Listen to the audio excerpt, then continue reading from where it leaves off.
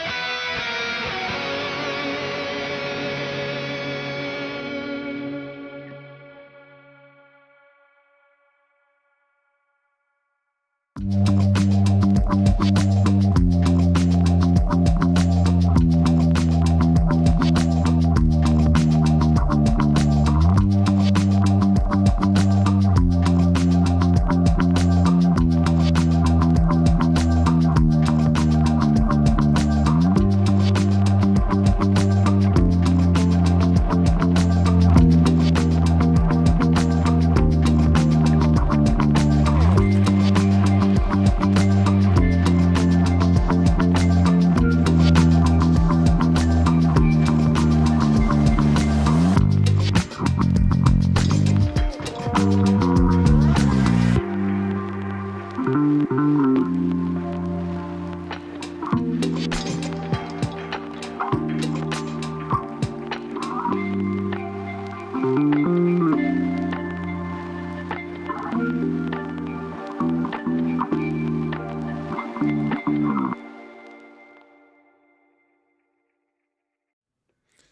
how's it going, everybody? I'm Ben from Universal Audio. Welcome back to another Office Hours. Happy Monday. Hope everybody had a great weekend. I've got a really cool show in store for you guys. There's been a lot of questions and asking about templates, asking about metronome settings, asking about multi-track instrument outs. And while we don't have perfect solutions, we've got some amazing tips and tricks to share with you guys today. But as always, if you guys have questions, we're here to answer them in real time as best we can. So feel free to drop them in the chat. And along with me today to help me answer all of you guys' amazing questions, we got Matt and Drew. How you guys doing? Good. What's up, everybody? What's up? Drew, can you hear us? We don't hear Drew. We're if anyone joined us last week, you know what a debacle of a show we had audio-wise. Today is going to be a pinch better, like half a pinch better. Still not going to be perfect, guaranteed. But yeah, Drew's rig caught all the problems I had last week, so yeah, we're just passing them around. Right? Yeah. So, man, but it's going to be really cool because this is, there's tons of requests for features. I can already see here in the chat people asking about side chaining. Again, everybody always be hitting the feedback button. Feedback button is the best way to get that, get what you guys want added into the app. It goes straight to the developers, and that's what they look like to help prioritize what they work on next. So stuff like side chaining, multi-instrument out, session templates. So all these are really cool, useful features, but it obviously takes a lot of development time to also put these in place. So the more you guys engage and use feedback, the quicker everything can happen. I think that's how the system works. That's how it's worked so far. So I'm told, yeah. Right? It's a democratic DAW. Speaking of which, everybody vote. Yes, vote. Go vote. Don't do today, but don't do tomorrow. Tomorrow's the day that counts.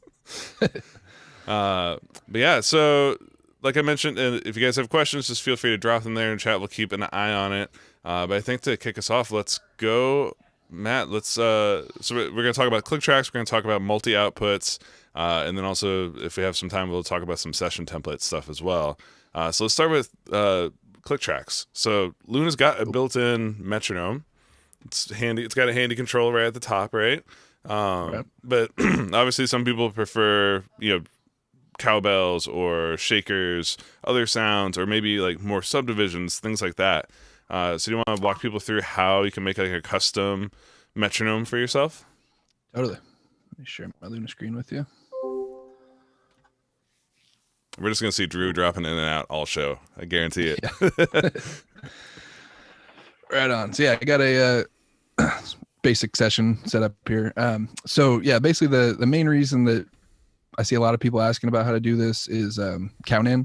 Mm-hmm. So, with Luna's metronome, let's say I want to start recording at bar 7 here.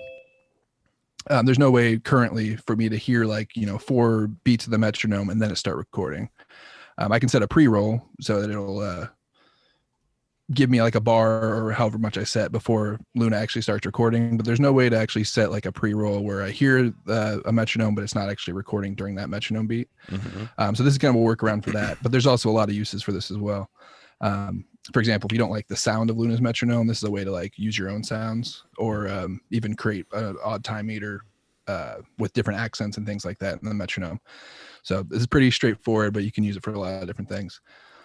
So what I did here was just load up a instrument track with shape. And then I just called up a drum kit. There's a bunch of different drum kits inside of shape that would work for this. It really depends on what kind of sound you're going for. This one had a nice side stick sound that worked for me. Mm-hmm. So yeah, find a shape drum kit or anything else that has the metronome sound that you want to use. And then create a MIDI clip in the timeline. Easiest way to do that, you can highlight a bar section here and use Shift Option 3, the edit command. That'll create a new blank MIDI clip. Mm-hmm. And then you can basically just draw in whatever note subdivisions you want to hear in the metronome. So you can see right here, I just have 4 quarter notes. I have a little accent on the on the first. So this is the main sound that we're hearing. It's like my main metronome sound that I'm using. And then I have this little cowbell thing that's accenting every first beat. Mm-hmm. So this is what that sounds like. Loop it here. So yeah, really basic, just quarter note metronome. But since I have this little MIDI clip, what I can do is basically move it around wherever I want. If I want to start recording on bar 6, for example, I can move it right before bar 6, and then I have a little 4-bar count in right before it hits bar 6. I can also, of course, duplicate this across the timeline. Mm-hmm. That's kind of that's my default, right? It's just instantly just slap it all across the session. Yeah, and you can just duplicate it as long as you want, and then you'll always have that kind of backing metronome track. Yeah, it really depends on if you want to have it going the whole time, you want to use it as a pre-roll, or as a count-in rather. From once you create this little 4-note bar, I can use it for whatever I want, right? Yeah. So totally. And I could even I could even go in and change what note's being accented, which note that cowbell's hitting on, and all that. So it's completely customizable. Nice. And you can also, so obviously one of the most important things to be able to do with a metronome is be able to send it to the headphone, be able to send it to, say, a musician's headphone and not have it come through the studio monitor. So how would you do that in this example? Yeah, so this is just like any other instrument track with all the same routing capabilities. So I could mute it so it's no longer being sent to my monitor outputs. And then if I have, the musician listening to Q1, I can raise the Q1 fader, put the click in their headphones, have complete control over where this is going, just like I do with the metronome, but it's on its own track. Yeah. Nice. Well, yeah, so you're saying it's as simple as loading up a shape track, drawing in some quarter notes on a percussive sound, and then duplicating throughout the session, right? Yep, it's as simple as that, definitely. Nice. And so obviously this gives you kind of all the power to be able to go in. You could do 8th note subdivisions. You could have, if say you were doing a 7/8 song, you could add like a 1 2 3 4 1 2 3 1. You could add helpers to it. And also it would make kind of, especially if you're doing complex time signature music, it could make that a lot easier to be able to customize this to be exactly what you want. Or just make it a soft shaker, make it something that's a little bit less transient focused. Like I would do this all the time, especially if I was working with like an acoustic artist or something where there was a high likelihood of headphone bleed. There's nothing worse than hearing the Pro Tools default click just blaring through. If you had like a large ensemble with a ton of headphones all in the room and everybody's got one ear off and your headphone system doesn't let you pan it to just one side or the other. A clever workaround for that is to use something a little bit softer, a little bit lower pitch, because a lot of times it's just that really high pitched ding that kind of cuts through and creates this really ugly headphone bleed. Whereas if you use a little lower tone, a little bit softer of an attack, like all these things can help you so you have less bad sounding metronome in the headphone bleed. Yeah, that metronome bleeding in the headphone or bleeding in the mic, that happens all the time. So, and different people like different click sounds. So this is just a way to give them whatever matches with what they want to hear, get the best performance out of them. Nice. Well, actually, speaking of what we were just talking about there, Matt, Jan's asking in the chat, is there a way to change time signature in a Luna session? So if you want to stay 4/4, but then cut to 5/8 for a section, how would you do that? Yeah. So this signature bar up here in the ruler section. This is where you can add time signature changes pretty much. So if wherever the playhead is, I can click this little plus sign. And let's go to 5/4, apply, and then it adds a tempo change right here. So everything before it's 4/4, everything after hit this point is going to switch to 5/4. You can tell there's 5 bars here now. Mm-hmm. Yeah, it's pretty straightforward. And you can mix and match however you want, right? You can go from 5/4 to 7/8 to 13/12. Like you can any combination of time that your heart desires, you can get. Totally. Yeah. Anything you want to do, Luna can handle it. It's all the same. Just plug in whatever numbers you want, hit apply, and then there you go. Nice. Awesome. Scrolling through here, see if anybody else had any other questions around this. No. To be able to commit the click track to its own track. So let's say you can do this with audio, but to be able to commit this to audio would be just as easy as kind of exporting that track, right? or doing kind of a bounce with that one. Yeah. I mean, the easiest way would probably do like the export clips function, which is Command Shift K. And then you can just click on whatever clips you want to export, hit export. It'll just export. That'll be a MIDI file, though, this will right? export just a MIDI file. Yeah. So if you want to export as audio, definitely just the export mix down function, and then just select just the track. Well, it actually could be kind of handy to export that MIDI clip. Imagine if you just have like your favorite click sounds saved on your desktop that you can just drag into any session. It's just automatically triggering exactly what you want. So that could be a useful thing if you find yourself reusing this trick over and over again. Totally, yeah, and especially if you have like a couple common ones that you use, you can have your 4/4 click saved, you can have your 7/8 click saved, whatever, and just pull them in as you need them. Yeah. So first of all, Jan says great, thanks. But does the same apply to tempo, to BPM? Answer is absolutely yes. And then Zenative is asking, how do you do tempo ramps? Yeah, good question. That's make a selection. Yeah, make a selection first. So like the time that you want it to ramp over, and then you get the different selection here. So yeah, when you're clicked just like a basic point, you see it's just add, and there's only a couple different options. But yeah, as soon as I select a range, then I get the whole add curve dialog box, and you can change the shape of the curve. Oh yeah, I gotta change the tempo here. Let's say I want to go from 120 to 100. It automatically. Let me redo that. It went a little too fast here. So yeah, if I want to go to 100, then I can change actually the shape, of how it's ramping down to that 100. Yeah, and you can, I believe, even change the resolution of it. So if you want like a very, very smooth ramp, you can do 64. If you want it kind of a clunky walking down in steps, you can do a larger subdivision. But yeah, that's how you do that. Nice. Yeah, it's cool. Again, this kind of follows Luna's contextual controls, where seeing that you have a selection, an area selected, and you're trying to make a tempo change, it's like, hey, I bet I know what this guy wants. I bet he wants to ramp that down or ramp it up in tempo. But there are other options there, right? So you can do, if you go away from add curve, and say you had that area selected and you do just add, does it automatically? I can't remember if it will shift the time or the tempo back down. Let's find out. Let's see. So it just changes it in one step. So it just steps down from 120 to 110 right on that bar. Absolutely. Can I use the All Tracks options to change the pitch and tempo? Yeah, I guess like in theory, right? That the All Tracks, which is that gray track above all those ones, right? Yeah, that one there. Yeah, with this guy right here.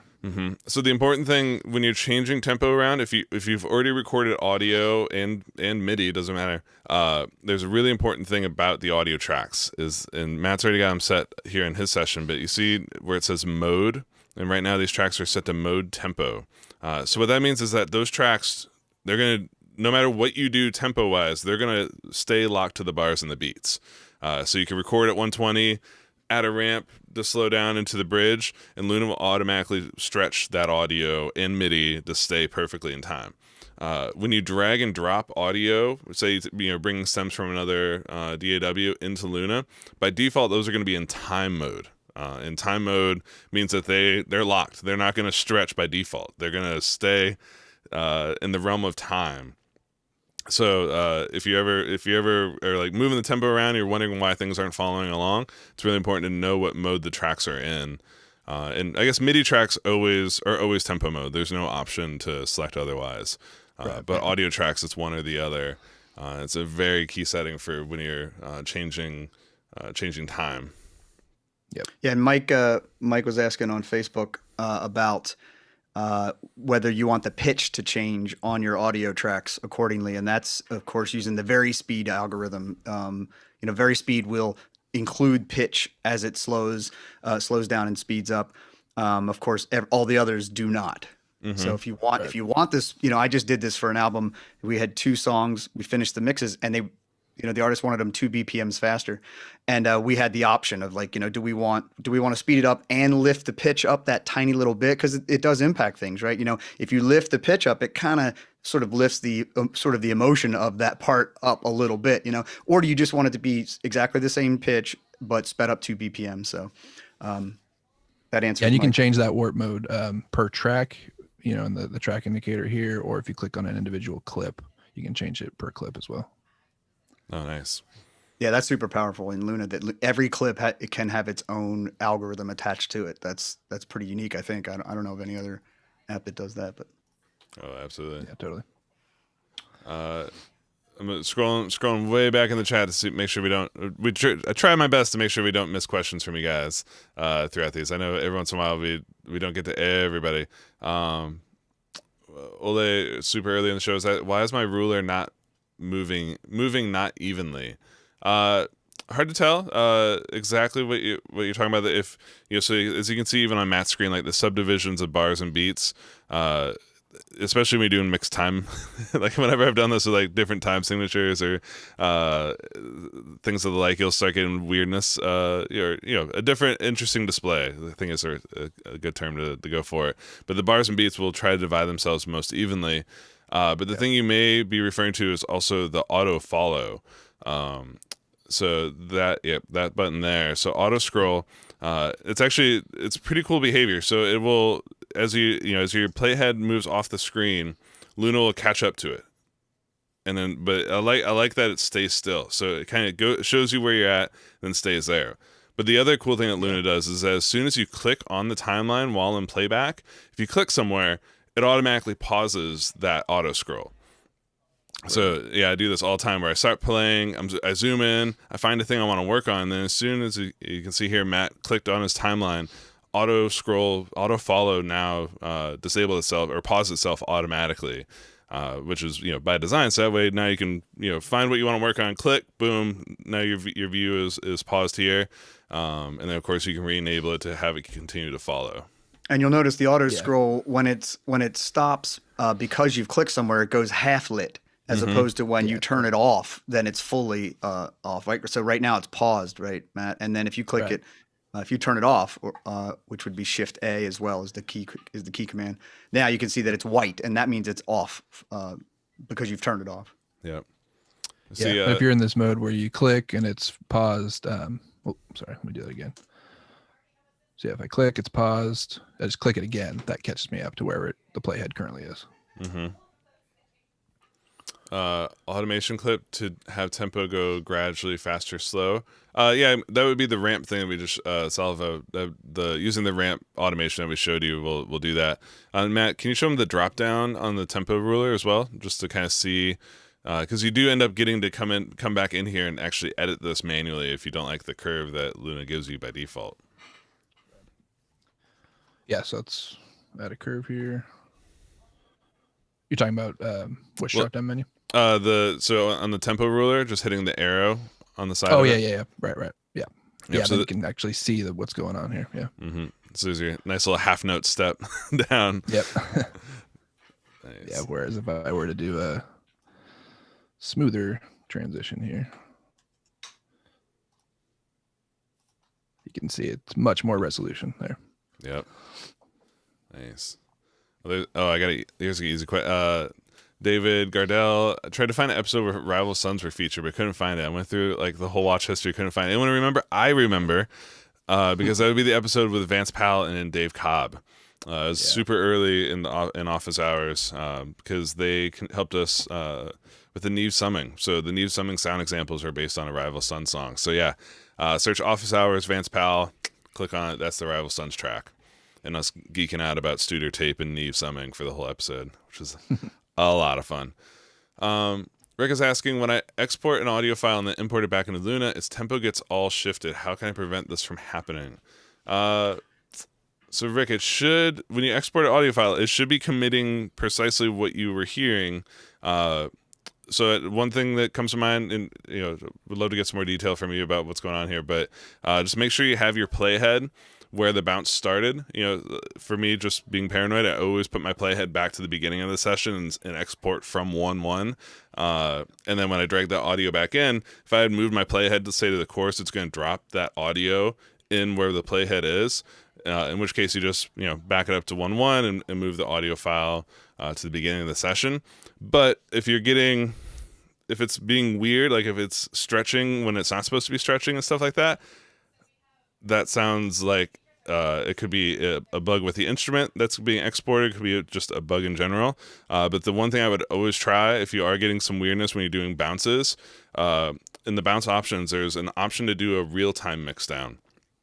Always, if doing an offline bounce ever gives me an issue, like what you're describing, I would try that first. Just try a real-time bounce, try and compare between the two. Just make sure that's not your export function, or maybe it's the instrument responding weird.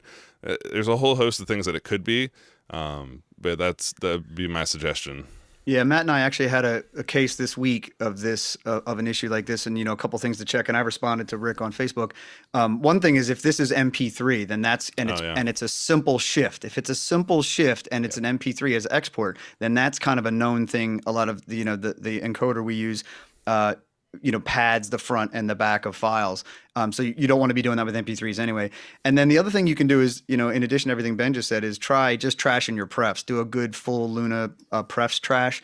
If you want instructions for that, if you go to uadforum.com and go to the Luna subforum, one of the stickies is instructions for how to trash Luna's prefs. And if you do a full Luna prefs trash, chances are, if there was some little gremlin lurking in there, like Ben mentioned, then that should take care of it. I don't know if you have anything you want to add to that, Matt. No, you definitely covered it. Yeah, so chances are it's that should clear that out, and then I'll explain it if it's an MP3. Mm-hmm. I think it was Marcus was asking about routing the internal Luna click track to be recorded as audio in another track. Recording it as audio, is that possible in here? You can do it with if you just loop an analog cable around, you can do it as a workaround, but it's not possible to route it internally inside of Luna. So that's why the shape workarounds are cool for that. In theory, you could create an audio track, set the input to monitor left and right, but you just have to make sure it stays muted, or else you get a feedback loop. But that would be one way to print it. Yeah, that's what we actually created a click track doing the way Matt just said for the Cass McComb session. We did the similar trick where we wanted to just commit the click and then duplicate it throughout, so that way the click was attached to the audio the whole time. It's as simple as making sure you have your monitor left-right available as an input. So typically in your IO setting, it'll be over there as an output. And I think by default, it actually does put it as an input. It's just further down on the list. But what this allows you to do is allows you to loop back and record. Anything that's going out of your speakers gets captured, which is Please be careful. This is like a super danger zone, because if you record and enable this track and it's unmuted, instant feedback loop and everybody's unhappy. So Matt, let's walk people through the safe way to record your click track, or just overall whatever's coming out of your monitors. What's the safe way of committing that? Totally. So I just create a new audio track here, set the input to monitor left and right. I'm going to solo and mute it. So basically, soloing, just make sure this is the only track that's playing. Mute, make sure that it doesn't create a feedback loop. Now, if I turn on the metronome, record arm the track. Yeah, so that's the click getting printed to this track here. And if I unmute it now. And on recording, yep. Yeah, there we go. There it is. So it's really just while it's record enabled or while it's input monitored, just make sure it stays muted, because that's just a direct feedback loop that you're creating there. Yeah. I've seen a few people use this method as a quote unquote kind of like a way to bounce the disc. It's a way to capture your final output and then store it inside the session, which if you're doing mixes, for instance, this way you have a track inside of your session as you go from mix to mix that you can instantly get back and reference the rough, or version 1 when you're working on version 3, stuff like that. It's a handy little trick to be able to keep it all inside of here, and then of course when you want to export and send it to your client, you can just Command Shift K, export that clip out of the session. Right. So there's a couple other really cool uses for that workflow. There was a question here asking about the main fader. If there's a way, how can we change the main path in Luna? So the main path is kind of one of those special paths in Luna, right, guys? It's one of a kind. It gets to be the only main track in your whole session. But what sort of controls do you have over the routing of that main track? Like, for instance, it's set up as a bus inside of your session. As you notice, it has no output controls, right? Has no input. It has no input and no output controls. You don't get to control those aspects of it. In here, at least, so in terms of controlling what speakers it goes to, all that's handled in the control room side of things, correct? Yeah. You could choose basically the main fader is tied to like the monitor left and right bus of the Apollos and in Luna. You can change, where that's routed to a couple of different ways. Maybe if you have like alt monitoring enabled, you can choose if it's routed to the monitor left and right jacks in the back of the unit, or line 1 and 2, or line 3 and 4. You also have the whole queue system that you can use to route it to different places too. For example, like I have the main fader sent to Q1 here. If I go in here, the queue outputs menu, if I set the Q1 source to Q1, which it is right now, make sure the mix button is not lit up. I can actually mirror that to a pair of line outputs or a pair of ADAT outputs. So that's a way just to mirror the monitor mix to another output. And then, of course, you can mirror it to headphones and stuff as well. Yeah, that's good for people who want to have their feed like a TC Electronic analyzer. If you want to have like a frequency analyzer, that's mirroring that, set the Q to mix and mirror that to a set of outputs. You can have a dedicated feed to an analyzer of any sort. Well, yeah, and that's where having those Q outputs is so key. And you also get send outputs as well, right? So how would you choose when to use the Q outputs to route that stuff versus when to use a send on that main fader? Yeah, I mean the Qs are going to be the lowest latency option because they're built into the DSP. So anytime that you're monitoring any kind of real time audio, like you're tracking, definitely the Qs would be the way to go. Yep. The sends definitely give you a way to, if you were just sending like pre-recorded stuff, you already had everything tracked out in Luna and you want to send that somewhere, the sends are perfectly fine for that because it doesn't need to be a low latency send. It's all happening in the box anyway. Yeah, and the sends wouldn't get any armed tracks, right? So a Qs, since they're part of the DSP, any track that is armed would also be sent to the queue. Yeah, exactly. Yeah, so that'd be the main distinction. If you're tracking, you have ARM tracks, you want to use the Qs. If you're just doing playback, the sends will work just fine. Nice. Cool. Awesome. Well, here's Sheriff is asking, any sales on hardware? Actually, yes. Not only a sale, but dude, free. I know there's this. We just launched there's just that. I think I winked about this last week, but now it's official. It's out there. There's 2 promos right now. There's a desktop promo where you get free plugins if you buy any Apollo desktop, from the Solo to the X4. Purchase any one of those, get some awesome free plugins. I think on the X4 you even get the Moog Mini Moog plugin for Luna as part of that bundle. It's the first time a Luna instrument has been part of one of these promotions. But if you're upgrading your system overall, probably the best deal, man, buy a rack mount Apollo and you get a free satellite along with it. Yeah, I mean, talk about getting spoiled on DSP really fast. Like that's a great way to do it.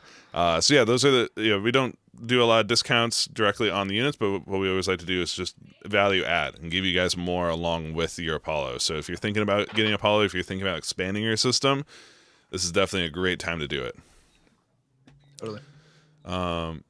Alessandro's asking, how do I create a template so I can recall every time I create a new project? Hang tight. I've got a demo for you. We're coming up on that, but let me just check any other good questions. Oh, actually, Matt, let's go ahead and let's talk about multi-outs. So we've been seeing lots of requests for multi-output from VIs. Very very understandable. Everybody wants to be able to get multiple things out. But there's actually using standalone apps, using Superior Drummer, Machine, Vienna, like there's a ton of amazing applications that do offer multi-outputs, and it also offers standalone instrument. So if you've been following along with Luna, you notice in V11, we did a bunch of demos kind of showing you guys how to synchronize Ableton, synchronize Machine, and MPCs, how to synchronize all these different devices to Luna. So using that power and using multiple virtual channels instead of just using virtual 1-2, what you can do is you can actually use multiple virtual channels to get multi-channel output from these standalone applications. So Matt, you want to walk people through how you set this up? And this example is using machine, but these concepts will apply to basically anything that has multiple outputs and a standalone application. Yep, totally. Yeah, so this is kind of building on the demo we did 2 weeks ago where we showed how to sync the two applications together. Just kind of a quick rundown of that. So what I have set up here is machine set open in standalone mode, and then Luna open separately. And I have the two synced together. So Luna is the master, machine is syncing to Luna. So over here in the settings tab, under the MIDI tab, I have this IAC driver enabled. This is something I set up in Audio MIDI Setup. If you want to see exactly how to do that, check out that video we did 2 weeks ago when Luna 1.1 dropped. But basically, this is enabling Luna to send clock out to machine. Over in machine here, in these settings, I have it set to receive clock, and it's receiving clock from that same driver. Nice. So that's just MIDI beat clocks getting sent out of Luna, getting ported into machine. So whenever I hit play in Luna, machine plays as well. So that's just the basic setup of how the two are talking to each other. The next step here is, I have all these individual, tracks in machine, kicks, claps, hi-hats and all that. The way we showed 2 weeks ago was you can just track everything into Luna as a 2-track stereo pair. The way we're going to show today is basically how you can track each individual track onto its own track in Luna, so then we can mix them separately. Nice. Which is super useful. It gives you way more control. Oh yeah, totally. So what's the key difference? It's basically how you set it up here in machine, right? This is kind of the key is setting up your audio outputs in a way that brings them in separately. Yeah. Most of the setup is just routing each individual track and machine to a different output, and then Luna, it's just the same as capturing input from any other input. So on the machine side, go to the audio preferences, and then on the output tab, machine gives you 16 stereo buses that you can set up here, which is important to note. If you have multiple Apollo system, you definitely have more than 32 individual outputs that you probably want to access. So you have to make sure that they're configured within these first 16 pairs. But the cool thing about machine is it lets you completely customize what these pairs are. So I don't actually have to go into Luna and change anything about my IO or my Apollos. I can just configure the machine side separately. Nice. So what I'm doing here is machine 1 left and right, which is the default output that it uses. I have that left set to monitor left and right. So if I don't want to use machine in this way, I can still just bring it up, hit play. It'll still come out of my speakers. And then I went through and added all my virtual channels from my B unit for machine out 2 through machine out 5. So that gives me a few stereo buses that I can use either mono or stereo, which I'll show you how to do that, to get audio from machine into Luna. Nice. So the key is to have the virtual set up, and just real quick, can you show people inside of Luna if you ever find yourself you either don't have enough virtual channels, or there is one setting that's really important to enabling these, and that's in the hardware tab here. Right. So at the bottom of these, right? Yeah, you can. It's called channel DSP pairing, which you want to explain to people why is there a slider between the virtual channels or DSP pairs? Totally. So out of the box, a single console channel can use a single DSP chip. So any plugins that you load on like Analog 1 and console, for example, can use one DSP chip. It can't use more DSP than what one has available. So this DSP pairing is a way to bridge multiple DSP chips to one channel. So if I wanted to load a bunch of plugins on a single input, DSP pairing basically bridges 2 DSP chips, so I can use 2 DSP chips to process one channel. Got it. At the expense of virtual channels, though. So basically behind the scenes, what it's doing is grabbing one of those virtual channels and using it to route to access a second DSP chip. Got it. So it's a trade-off. Basically, you can set how many DSP pairs you want versus how many virtual channels you want. If I enable all my DSP pairs, I lose all my virtuals. So 4 DSP pairs, 0 virtuals. The flip side of that is for this kind of setup, I want all my virtual channels available on this B unit. So I'm going to go 8 virtual channels, which means I'll have no DSP pairs available. Nice. And by default, they ship out of the box with that setting right down the middle, I believe, right? Yeah, exactly. So you'll only see 4 virtual channels, but you still have 2 DSP pairs, which happen automatically if you just load enough plugins on a channel to need a second DSP chip. It just happens automatically in the background. But if you want more than those 4 default channels, come in here. You can change that to either 6 or 8. And you should know that like Arrow, the number of virtuals is dependent upon the hardware. So each device has its own virtuals. Arrow has 2, Twin and X4 have 4, and then the rack units have 8. So you'll notice in your IO matrix that they're designated by A machine, B machine, C machine, and you'll see 2, 4, or 8 per machine depending on your hardware. Yep. Yeah, so for this, I want all 8. Just on this B unit, I'm using the A unit ones for something else. So I'll enable all 8, and then that lets me send to all 8 of those channels from within machine. Awesome. So yeah, I have all those inputs. Sorry, I have all those outputs rather set up in machine. Now I can send these individual tracks to them. So the way I'm doing that is going to the sound tab and then the output menu here, and under audio, there's this destination field. And then these are all of those 16 stereo buses that you see in the machine audio preferences. So external 2, remember, since external 1 was the monitor left and right outputs that I left in there, external 2 is virtual 1 and 2, external 3 is virtual 3 and 4, and so on and so forth. And the most important thing to note about this routing here is that machine just sees these external buses as stereo, but you can use them as mono using this pan knob here. So right now I have it sent to external 2, which is both virtual 1 and virtual 2. So if I have this pan knob center, it's going to be sending to both those channels. But if I pan it hard left, now this is only sending to virtual 1.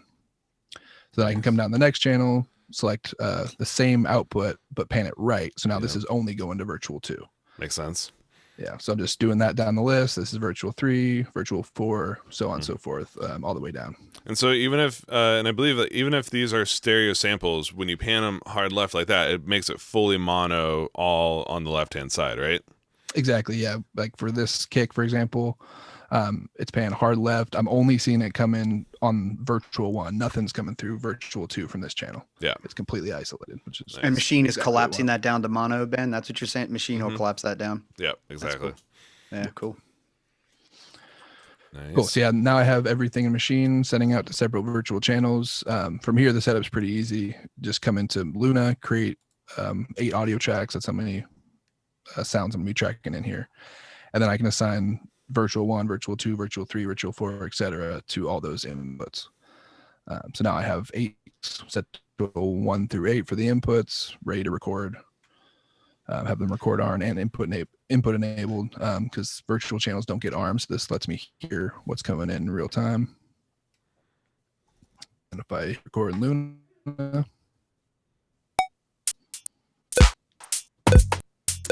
now I have each individual sound tracked down on its own track. With glitchy internet. we got the blob in and out. Yeah, but for purpose of demonstration, this works perfectly. So and then so on each channel, did you show how you kind of set the ins and outs for each inside of Luna? Yeah, just briefly. I set up 8 audio channels here. Their inputs are just cascaded through all the B virtual channels. So B virtual 1, B virtual 2, so on and so forth. So this is just all corresponding to the outputs that I have set in machine. Nice. Yeah, so it's just capturing all 8 of those tracks at once. Then I have them separately and can mix them separately, however I want. Hell yeah. Nice, man. Well, that sorry, my chat app on my computer failed, so I'm not trust me, I'm not looking at my text, guys. I'm looking at your chats. Make sure were there any good questions that you saw while we were doing that, Drew? Well, Michael's asking about how can I save my virtual channel DSP pairing settings in console. Those are stored per console session. Yeah, I'm not sure. Actually, that's a good question. I'm not sure how that pertains. Since Luna when you're not in console tracking mode sort of takes over, it should create a new session based on your default settings. So whatever your settings are, set it up how you want it, and then when Luna launches, it will create a new console session. But it should be based on your current DSP pairing settings. If you're not finding that to be the case, I would say maybe trash your UAD prefs, set it up the way you want it again, and then see if Luna should respect those settings then. Mm-hmm. Yeah, exactly. So my suggestion is always kind of set up set up console how you like it, save your console session, kind of have a good default, basically, always going in console.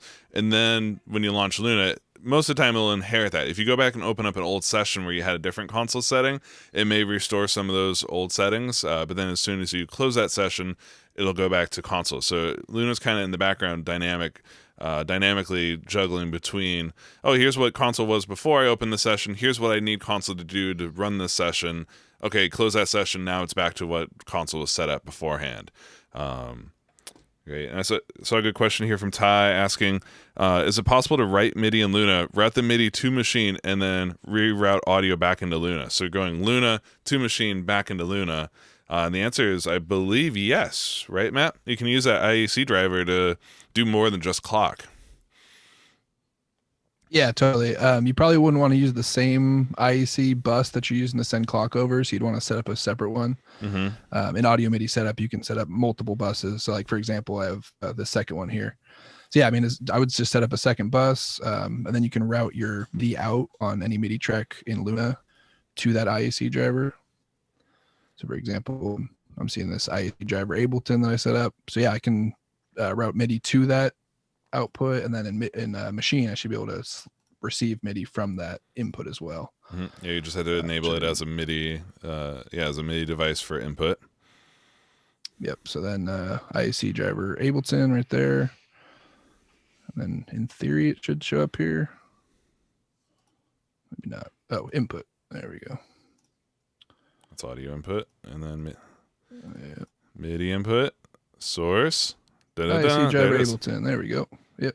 And then you can use multiple channels. Yep, exactly. So you could have multiple tracks of MIDI tracks in Luna sending to different channels on that bus to hit different instruments inside a machine.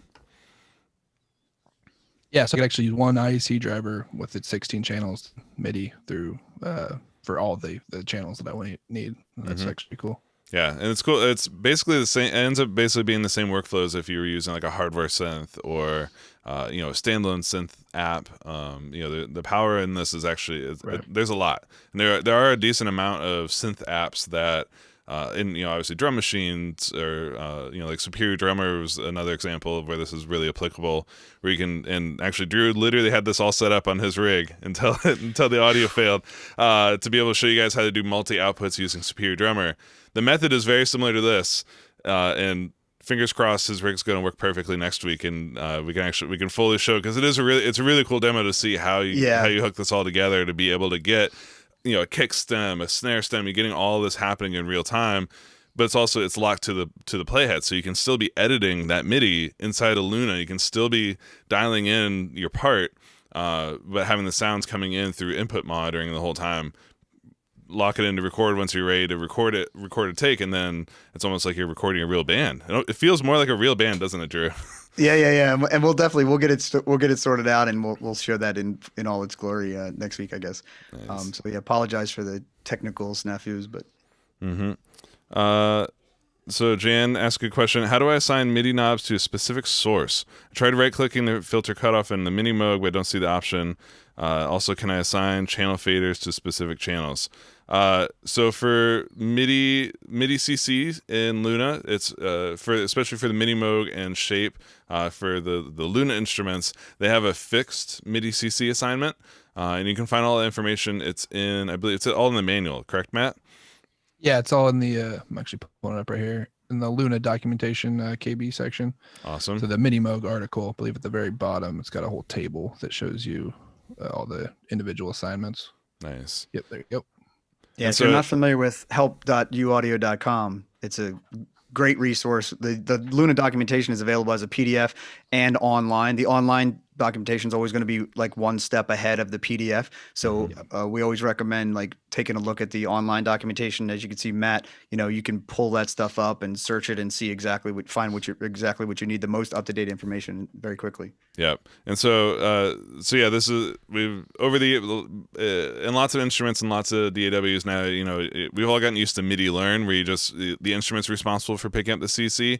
The way the Luna instruments are coded is is their fix. So you're going to have to use the software for your MIDI controller and tell it, cool, make this knob MIDI CC number 74, and that's how you'll be able to automate the filter cutoff.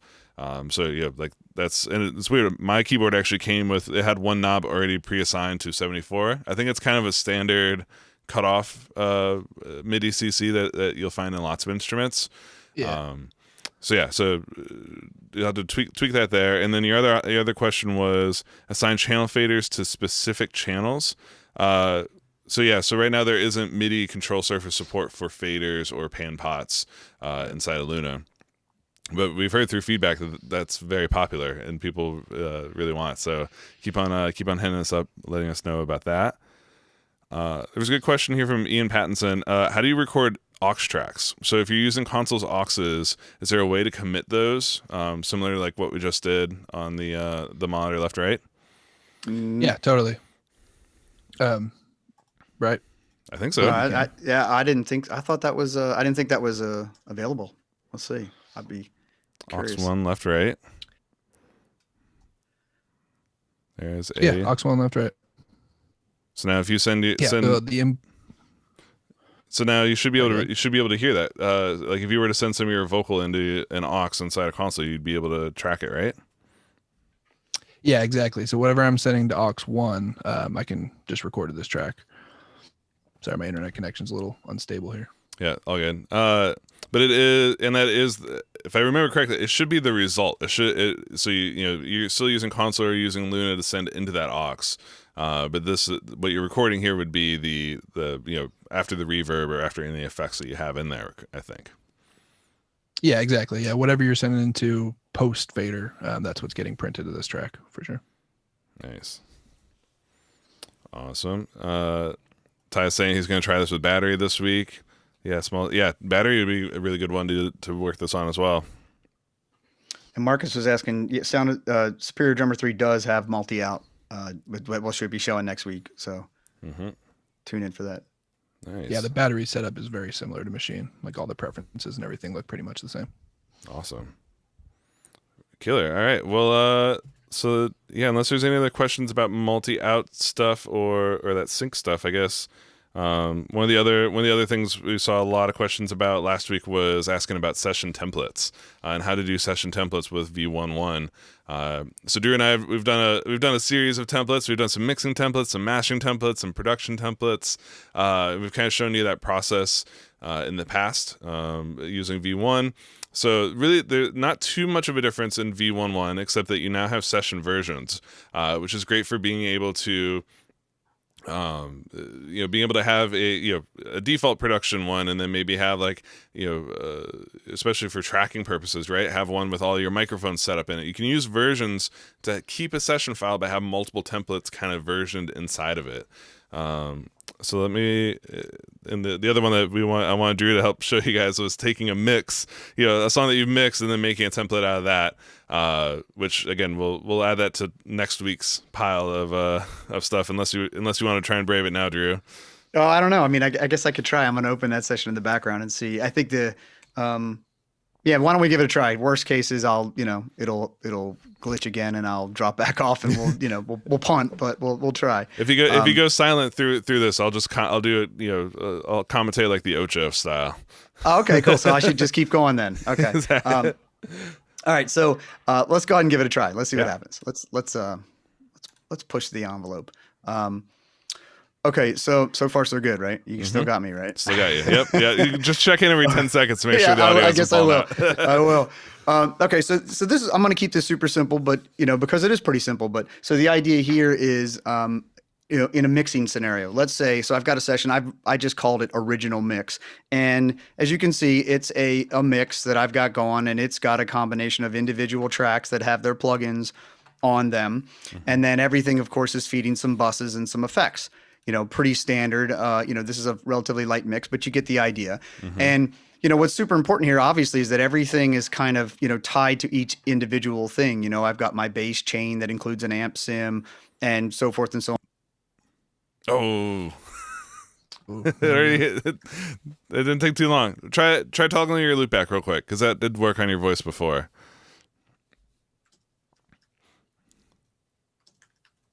I love how it's just like random dropouts too. That's the best part. It's just sometimes it's working, sometimes it's not. How about now? There we go. Yep, you're back. I came back. Okay, well, okay. All right, so at least that seems to be working. Yeah. So yeah, just let me know if it happens again, and I'll toggle it again. Yep. So the idea here is that the mix is done. The mix is feeling great, and everything is how I want it to be. And this is it's a pretty standard rock session where you've got drums, bass, rhythm guitar, lead guitar, some vocals, right? Yep. So what I want to do with this is I want to go ahead and close this session, and I like to do this in the Finder. So I like to go all the way down to the Finder and just sort of hiding stuff, getting them out of the way. And let me get. I also really appreciate your custom Finder icons, Drew.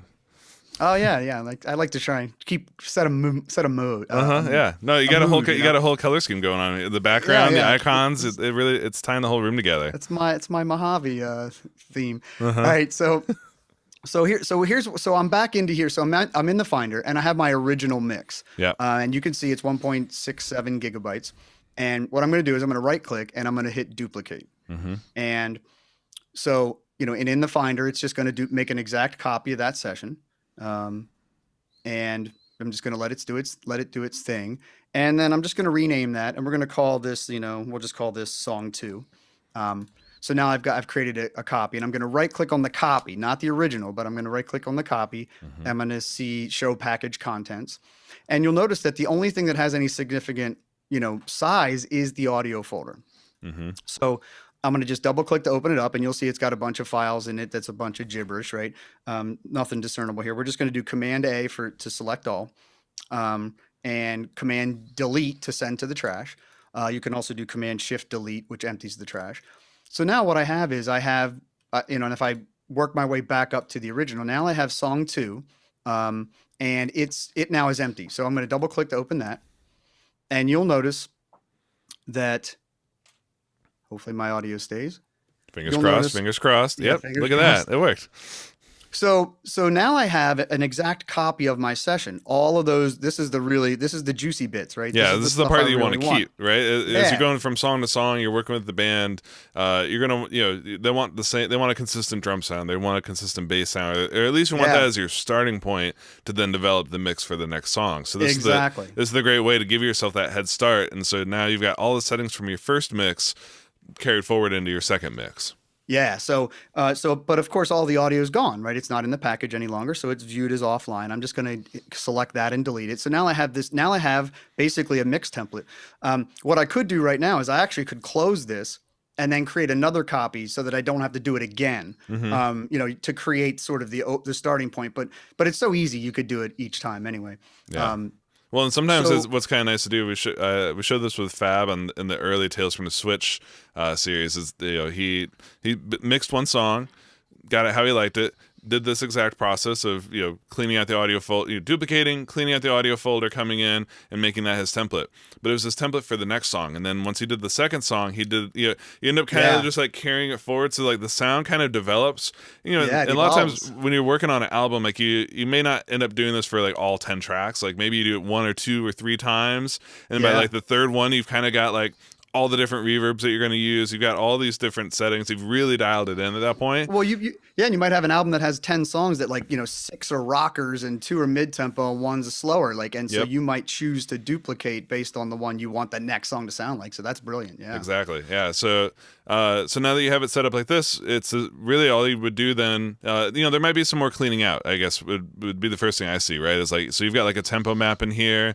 Stuff like that you may want to go with markers, versions on some of those tracks. So there's a few more kind of house cleaning things that you may want to go through, but they're not really required, right? Yeah, it's not going to hurt anything for them to stay in there. The main thing is to just is those settings. That's the stuff you really, really want of those settings. But yeah, tempo map, that this was a song I was messing around with, Warp workflows on. So yeah, you definitely probably would want to clean that stuff out of there. The other Mhm. thing you might notice is that and I do this when I'm working on albums, is I purposely numbered my tracks so Mm. that when I exported them or when I created the files, they were numbered for me. Mhm. This because what this is, otherwise they're gonna sort alphabetically, and I don't want them to sort alphabetically. I want them to sort in that order. So then the next step is, of course, I'm going to do, Command I for import. And then you'll notice on the next song, because I've numbered the tracks when I exported it out, right? So what you're looking at now are consolidated waves from this song's previous session. Mhm. So I just made sure all my edits were good. I flattened them out, consolidated them. And since they were numbered, then they're going to get named, they're going to get sorted by their number. So I'm going to hit open. And so, Luna will bring all of those in. And so now they're in the order that they're supposed to be, right? So this is gonna make moving them up into the right place so much easier. Yeah. So the two things that did that: number one, I consolidated them, and number two, the fact that I numbered them. So now all I have to do to finish this out is just grab these and go all the way to the top and drop them in. And so now, well, you get the idea. It's come on. There we go.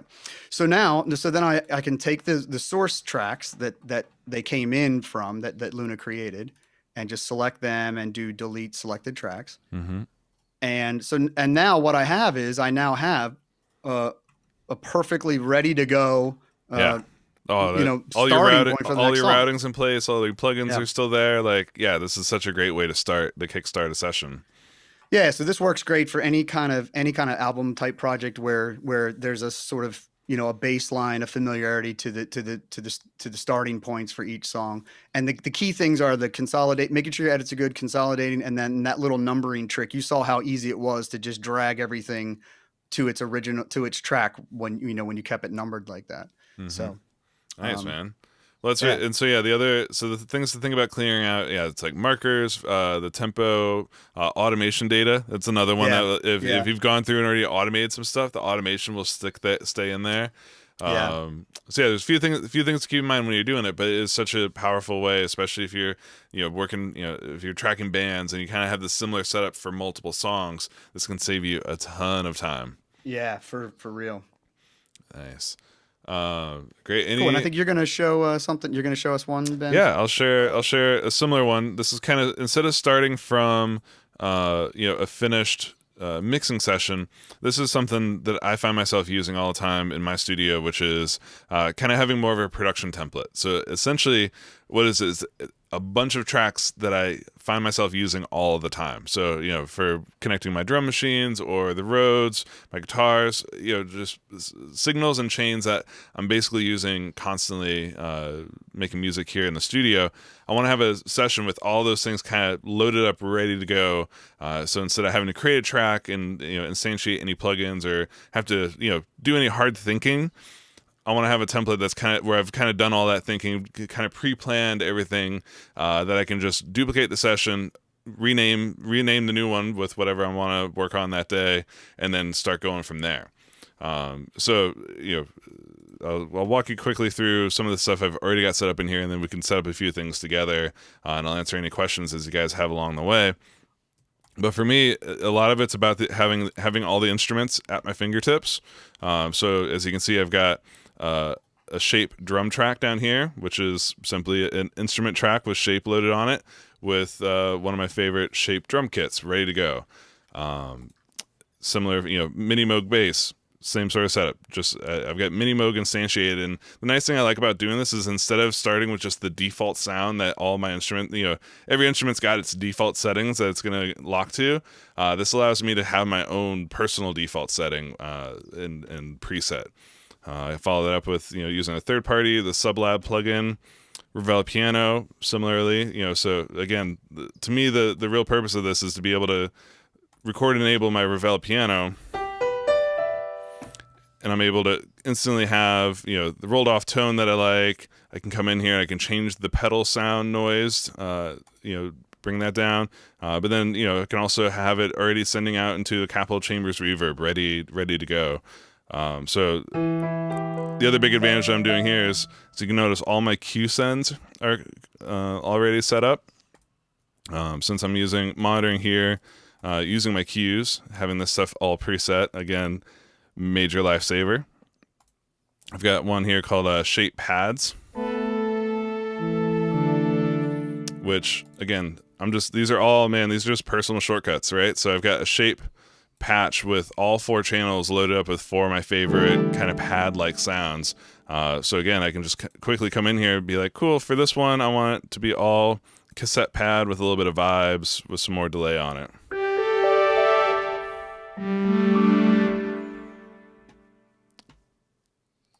At the ready. I love having this stuff. So now I've got Serum. All right, so that's virtual instruments. Pretty straight ahead, straightforward. So now here's where, for me, things get interesting and different. So right here, let me color code these. These are named Tetra MIDI and Tetra Audio. I saw a couple comments a week or two ago, people asking about how to use hardware synths and what's the best way to use them. And this is my preferred way. There's one other way to do this. As you notice on every instrument channel, there is an audio input option. So you could run this channel just like you would run a virtual instrument. But I always prefer to have the audio track here ready. So as soon as I'm happy with the sound, I'm happy with the part, I can just commit that to audio, and I don't have to worry about losing or remembering my settings. So what we're doing here is Tetra Audio. So I've got audio input for my Tetra. I just put this into input monitor mode until I'm ready to commit to it. And again, I could come in here, I could add record effects, I could add sends if I want to.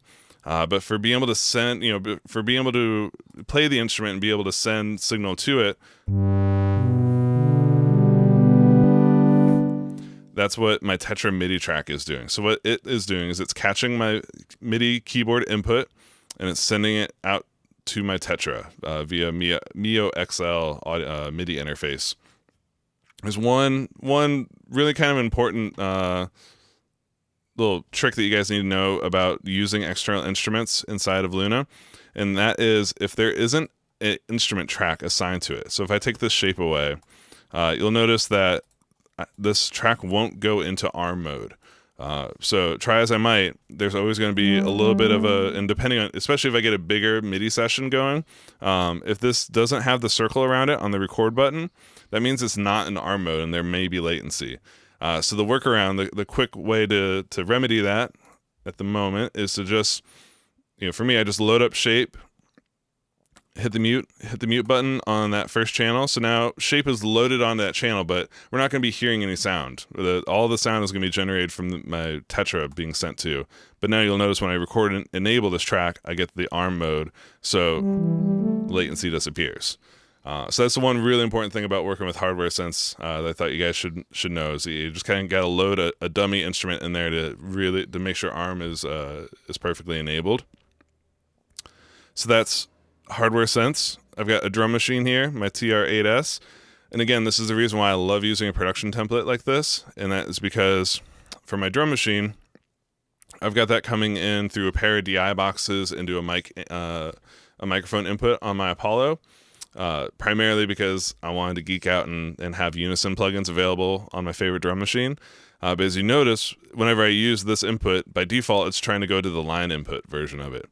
So since I'm making my template here, what I'm going to want is I'm going to want to have my Neve 1084 in the unison slot with phantom power turned on, ready to catch my drums. And of course, I can come in here, I can maybe kind of saturate it a little bit, pull the fader down, and all these settings are retained. So now anytime I go to use my drum machine, I've already got it with the tone and the unison settings that I want for that. And a lot of these settings kind of evolve over time. Like I find myself every week or so tweaking what the default settings are for these preamps or what the reverbs are that I'm using for the session. But all this stuff gets saved with my template. So now, I could go on and on, essentially set up a session that's all blank. If you accidentally record some audio in it, follow Drew's trick and just trash the audio out of the session to keep it lightweight. But let me show you now what I can do is I can, just like what Drew was showing you guys. So I can go into Finder, Projects, Audio, And so now I've got my Ben new production template.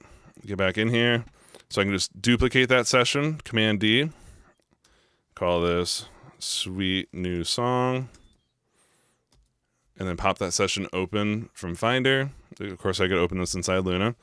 But now what we're going to get is we're going to get a new session file with all of those settings I was just dialing in, ready to rock.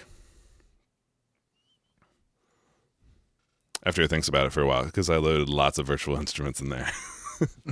Surprise, surprise! Virtual instruments take a minute to load, even on SSDs. Yeah, you got a lot. You got a lot of instruments in that, don't you? Mm-hmm. So perfect. There we go. I got my session back.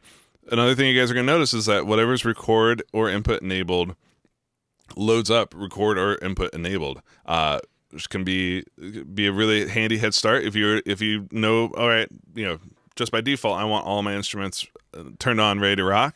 That's great.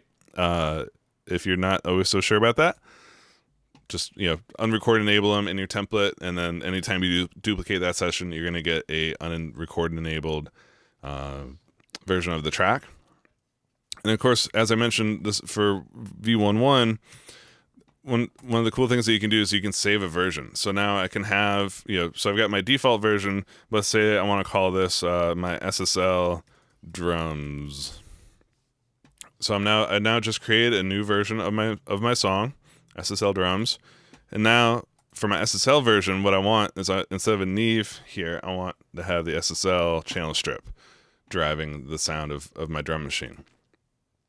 And of course, now I can always go back, get the Neve version of it. I can have the SSL version. You can kind of use this to load up different sets of instruments, different sound settings. You can really customize this to your heart's content. And it's a great way to procrastinate if you're trying to if you feel like you want to make music but you don't know what to make yet. Sometimes just like tweaking your template for 15 minutes and trying to not make music, you end up making music. I don't know about you guys. It can be inspiring, yeah. So yeah, that's trying to think if there's anything else that's really pertinent. Setting up, having reverbs preset, having your sounds preset, having your plugins preset. All this stuff is a super helpful head start whenever you're creating a new session. I did see a question earlier asking about how to record modular with an Apollo and Luna, and it kind of depends on your setup. Whoa. I don't know what happened to my camera. But you can totally do that. Let me actually click here in Luna. Perfect. All right, so let's say modular. So the recording part of it is as simple as connecting the audio outputs of your modular rig to a input on your Apollo. Record enabling or input monitoring that. Now, if that was generating sound on its own right now, we would be hearing that, but it's currently not patched to generate any sound. And then just like I did with the Tetra MIDI, I'm going to come over here, make a shape instrument track so I can get ARM mode. Just mute that. Let's see, MIDI input. I'm going to come over here, find my main keyboard in front of me, MIDI output, tell it to go. I've got a Arturia, a little key step sitting there in the back.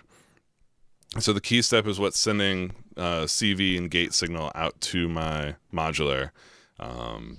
And yeah, that's it. Record enable that. If it was actually patched together, I could play you guys the sound right now. But there are CV out. The outputs of Apollos are DC coupled, so you can do some CV stuff with it. However, you'd have to have an instrument or something that's driving and creating that CV output, which Luna doesn't do by default yet.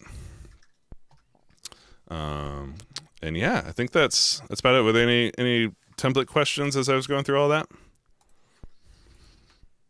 Nothing template related coming up in the chat. Nice. There we go. Got my camera back. Hey. Nice. So shape the way to connect. No, so shape. Just to clarify, the reason why shape is on these tracks is to enable ARM mode. So if I don't have shape on my external MIDI tracks like this, or even if I disable it, I think if I disable it, actually it retains the ARM mode. But if I come in here and remove shape, you'll notice I don't get ARM mode for that MIDI track. So yeah, shape is just there to. It's an arm enabler in this scenario. It's kind of like what we've shown in the past with using the tube screamer bypassed to initialize the unison interactions without yet committing to the tube screamer's sound. Yep. Just learning you can do CV outputs from it. Yeah, it's kind of I don't know if we've done a ton of content around it actually, but yeah, the outputs of Apollos can drive CV. I think it's just like 0 to 5 volts, I want to say. It doesn't do the full 10, but it's totally possible. And I think if you go on YouTube, there's some people who have kind of showcased that even more. Yep.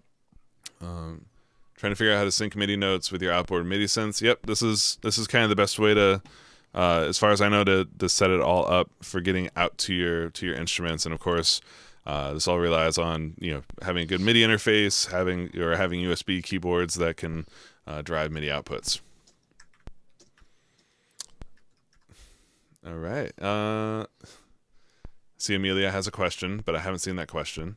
Me neither. I saw Victor is having a better Monday than last Monday. That's awesome. Yeah, I think Victor was right with us last week with all the issues. Nice. Just anyone talk about sidechaining? Is this ever coming? They certainly know about it. They're working on some stuff around it. However, we can't really talk about where it's at or when to expect it. So just keep your eyes peeled. Right. Let's see. Any other good questions before we sign off for the day? I think we got. We're all caught up. Yeah. Awesome, guys. Well, everybody, thank you so much for joining in. Thanks for all your incredible questions. We'll be back again next Monday with some more office hours. Actually, I mean, next week, I'm just going to start teasing now. Next week's a big week. There's only one show listed next week right now, but they're on my calendar, on the calendar you guys don't have yet. I've got like 4 calendars.